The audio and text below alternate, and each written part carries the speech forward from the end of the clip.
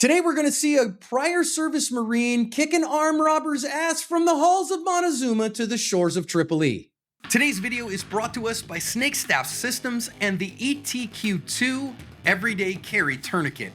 I have replaced the tourniquet in my ankle medical kit with an ETQ Gen 2 wide and my pocket kit with the standard width ETQ2 because they are fantastic. They're packed correctly, they do the job, and they do it with thoughtful features that really help make them useful. Packed down into the tiniest package possible, and they meet all the requirements that the Committee of Tactical Combat Casualty Care needs for an approved tourniquet.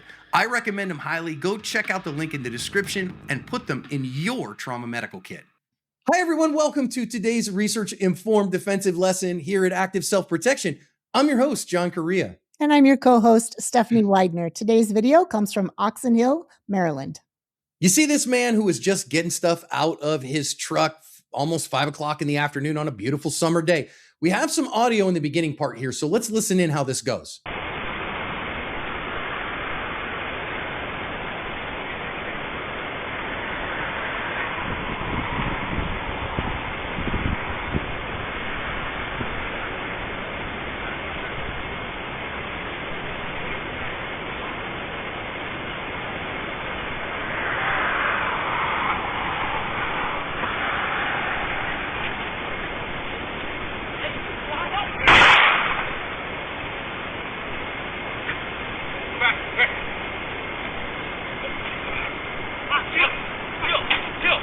I'm piecing together video from various sources. I missed a few seconds there. Nothing I can do. They've got both of these guys pinned down. The other two, I think, have run off. And you can see our Marine here has that guy's gun in his hand. And I think these folks here are just bystanders that have, come over to see what the hubbub is about. And they're going to hold these guys until the police arrive. So they're going to hold them down for quite some time. So this is our defendant's brother, or defender, rather, not defendant, defender's brother and his dad. So in the news stories that I've linked in the description, there's interviews with our defender, interviews with the dad, and a whole bunch of them, English and in Spanish for that matter, if you want to watch those, and a bunch of news stories. This one has made the rounds for sure. Then eventually here, they get on the phone with 911 and the cops are going to arrive, obviously long after all of the craziness has come and gone. And they're going to take two of these guys into custody. Apparently, they have identified the two others, according to the news stories that I've linked in description.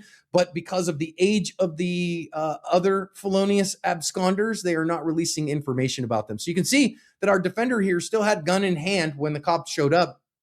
Didn't end up causing a problem for anyone. So then they're going to take these boys into custody. And they did fire one shot. You heard that one shot fired and did put a hole in the side of the pickup truck. Thankfully, nobody was harmed by that. And our bad guys are not going to get away with it. And our good guy wasn't harmed. All right, everyone. This guy kicked butt and took names. May God bless him and keep him. And his Marine Corps training definitely helped him.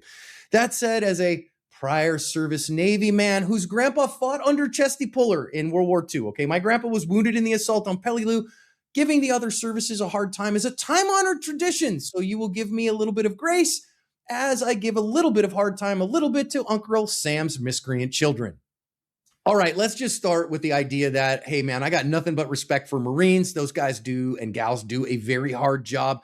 They're very good at it. Yes, the Marine Corps is a cult. It has to be a cult because they do really hard work, and that goes on with them after they leave the Marine Corps. So that adage, once a Marine, always a Marine, yeah, I mean, I think it has some validity here, and that mindset matters, Steph. It absolutely does. And this video showcases so well just that overall attitude of constantly kind of bettering your position and solving problems. And I really love that. There's lots of lessons we can learn here and lots of things we should consider so that we have the opportunity to maybe learn from them and do them better. That said, there's nothing as good as a video with just a good butt kicking of somebody that deserves it. So I enjoyed this one.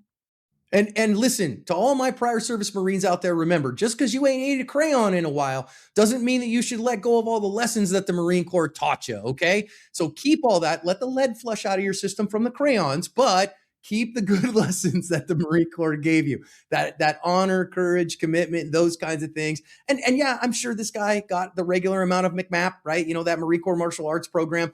So was he a kung fu master? No, but he had cool under pressure. Attitude is king.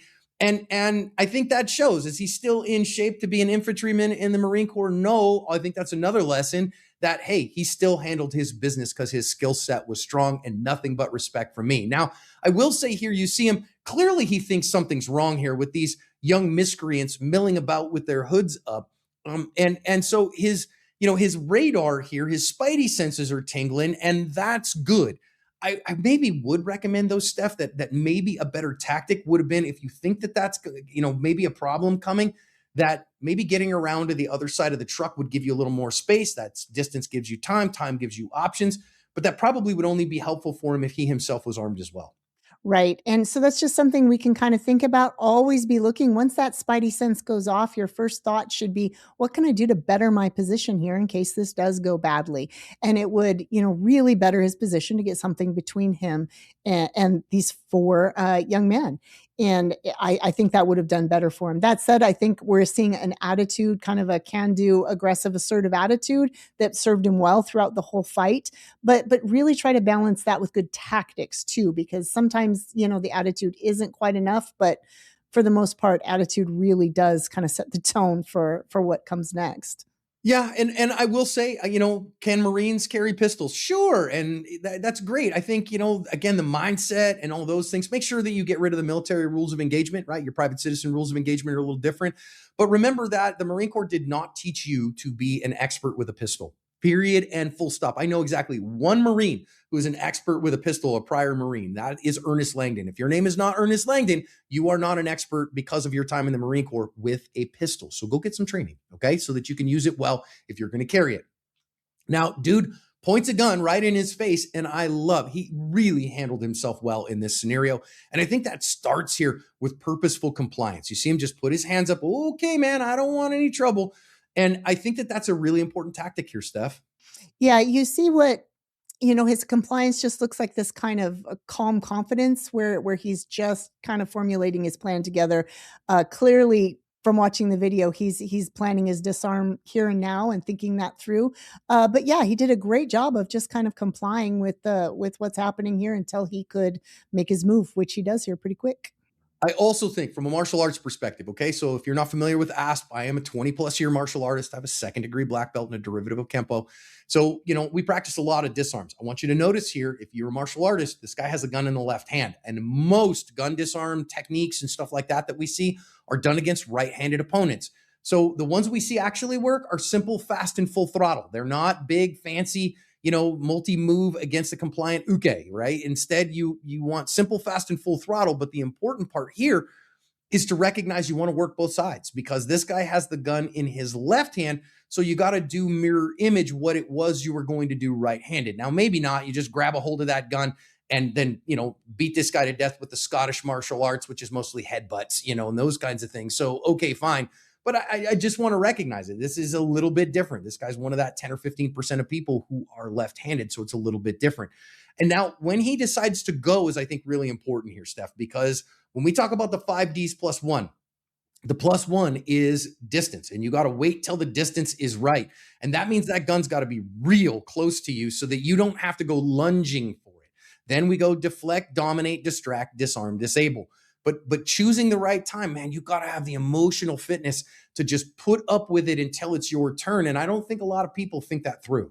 Yeah, and I think that's what we saw showcased so beautifully here is just that patience that was required, because it is, the when they've got the part of the gun that was designed to hold on to really well, if you mess it up, you're on the wrong side of that gun. So I loved seeing the patience and that, again, just that purposeful compliance, buying his time until the time was right to make his move is just really showcased beautifully here. And I suspect that it was that type of training, the awareness that there was a problem going on, the ability to plan and be patient in the moment, not be completely overwhelmed with a defensive encounter that he received in the Corps that really shines here, even more so than the empty-handed skills.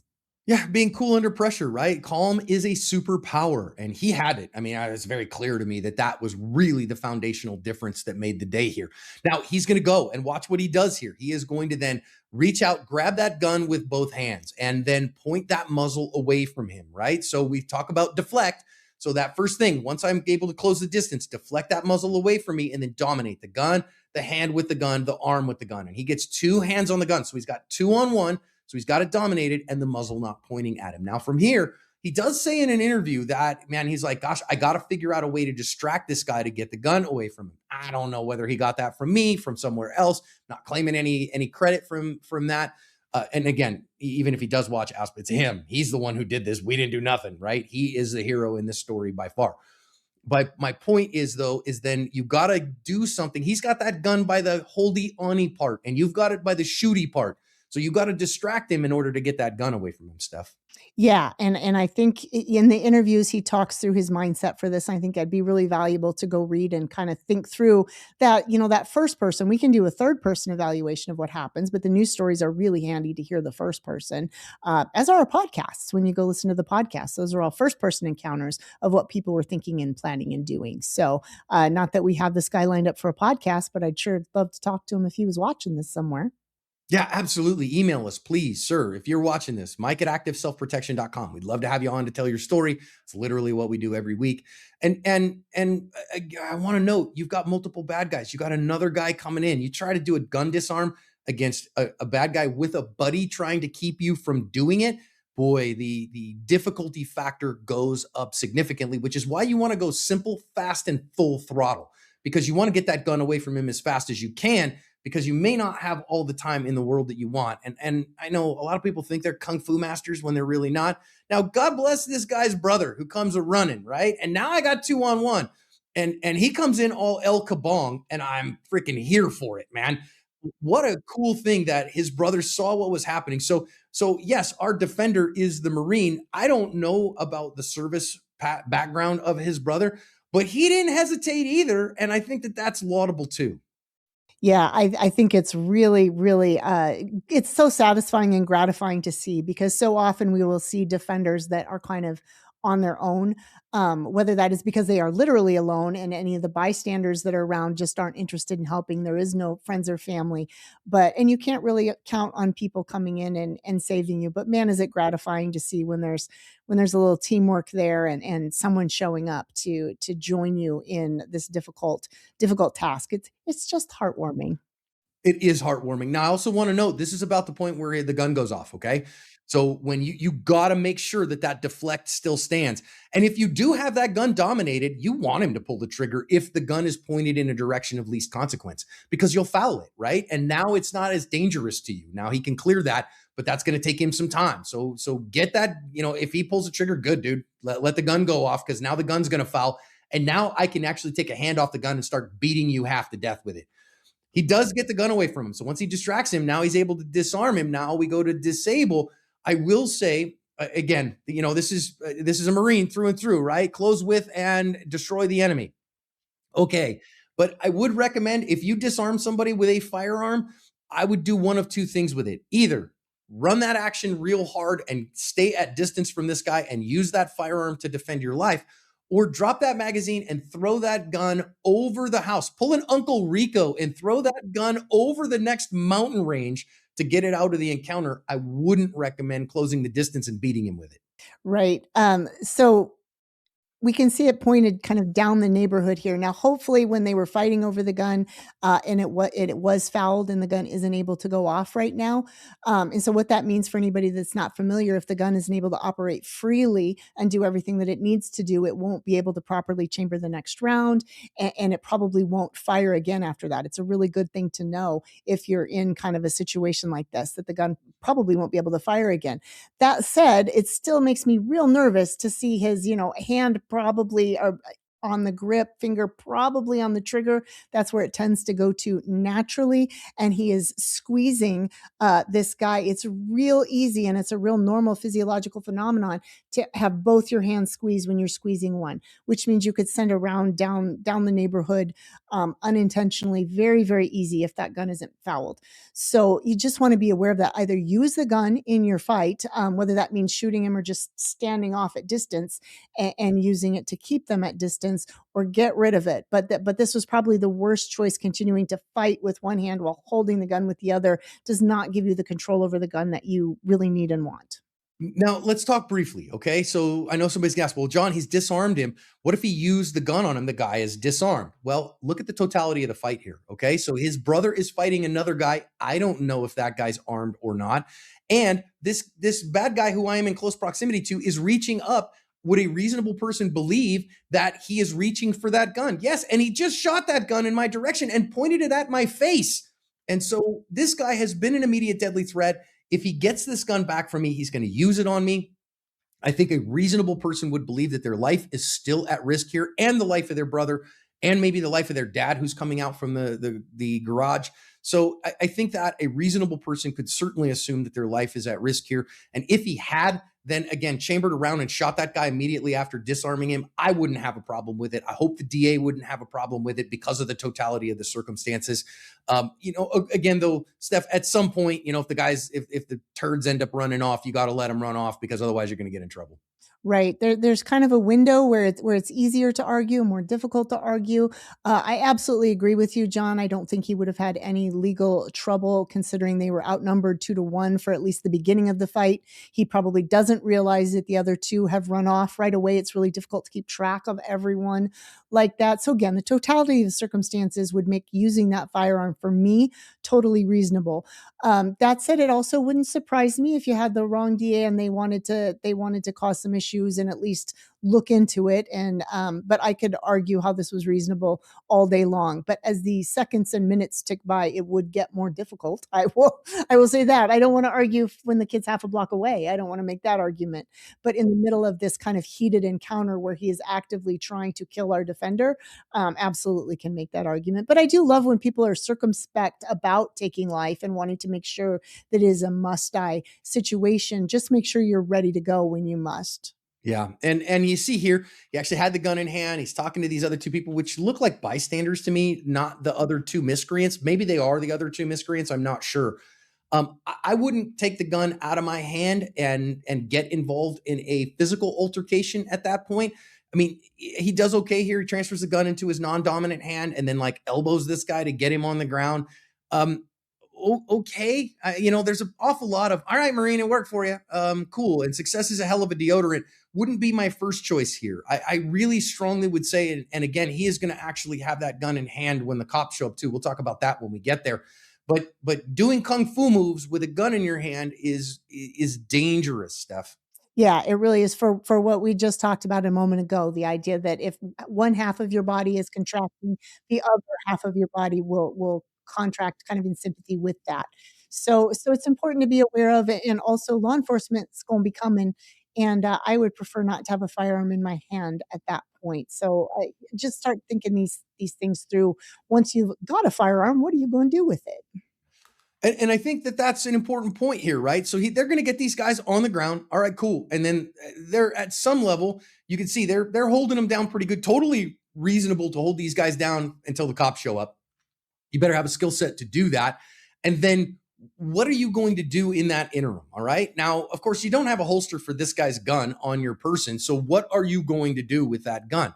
I would recommend that at some point, right, when the scene is safe, if these guys are starting to be compliant, you're not having to fight them, those things, that maybe locking it in the cab of your truck is maybe a good thing.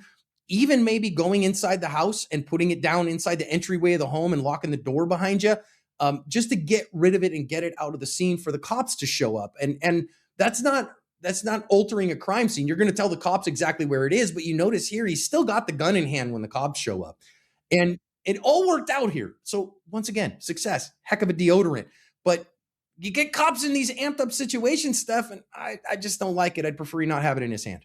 I agree. I think when we watch these kind of clearly from news stories where it's clearly explained to us what has happened, we lose that perspective that law enforcement has when they show up at something like this. It's incredibly confusing. They probably got 911 calls from people that were observing from other places that had no idea who the good guys, bad guys, what was going on here.